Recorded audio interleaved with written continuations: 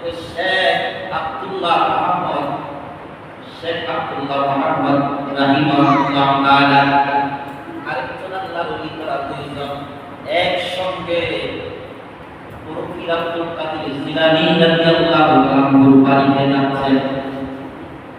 বাড়িতে যাচ্ছেন, যাওয়ার পথে একটা বৃক্ষ আছে, একটা গাছ আছে, সেই গাছের তলে বসে, গাছের নিচে বসে বড় কিরাতুল কাদির জিলানী রাদিয়াল্লাহু তাআলা মানুষদেরকে উপদেশ দিতেন, ওয়াজ করতেন, ওয়াজ শোনাইতেন, সেখানে বসতেন, মানুষদেরকে তরিকতের সবক দিতেন।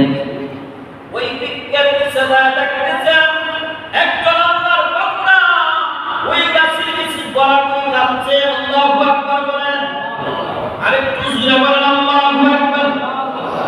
গলা করে কাঁদছে, এভাবে সে অশান্তির মধ্যে গলা করে কাঁদছে। জিজ্ঞাসা করলেন, ভাই আপনাকে এই মাটির মধ্যে গলা করে কাঁদছেন, এই গাছের নিচে কেন গলা করে কাঁদছেন, কারণটা কি? জবাব দিলেন, আমি তো কিরাতুল কাদির জিলানী রাদিয়াল্লাহু তাআলা সঙ্গে একটা বিয়াদবি করেছি। একটা বিয়াদবি করার কারণে আজকে আমার এই অবস্থা, এই আমার অবস্থা, খারাপ অবস্থা। আমাকে আমার আল্লাহ শাস্তি দিচ্ছে, আমি সহ্য করতে পারছি না, আমি কষ্ট সহ্য করতে পারছি না। আপনাদের কাছে আমি অনুরোধ জানাচ্ছি, আপনারা কিরাতুল কাদির জিলানী রাদিয়াল্লাহু তাআলার কাছে যাইয়া আমার কথাটা বলেন, আর তিনি যেন আমাকে ক্ষমা করে দেন, আমাকে মাফ করে দেন। আমি তিনার কাছে ক্ষমা চাই, তিনি যদি আমাকে ক্ষমা করে দেন, আমার আল্লাহও আমাকে ক্ষমা করে দিবে। আল্লাহু আকবার। একটু উচ্চ আওয়াজে বলেন আল্লাহু আকবার। আল্লাহর শান, আল্লাহু আকবার বলতে আল্লাহ কি? আল্লাহু আকবার বলতে আল্লাহ কি হয়?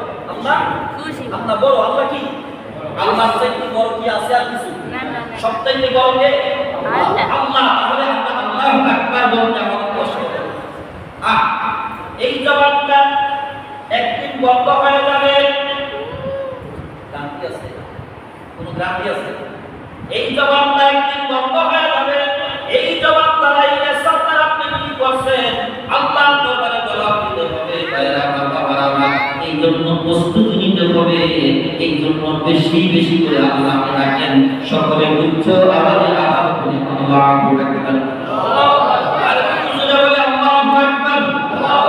একটু চিল্লায় বলি ইয়া রাসূলুল্লাহ, মুহাম্মদ ইয়া রাসূলুল্লাহ। আল্লাহ রাসূলকে বেশি বেশি করে ডাকেন, আল্লাহকে বেশি বেশি করে ডাকেন। এই জবানটা করতে হইতে দেরি হবে, আর একটা বাতিনি জবান করতে দেরি হবে না।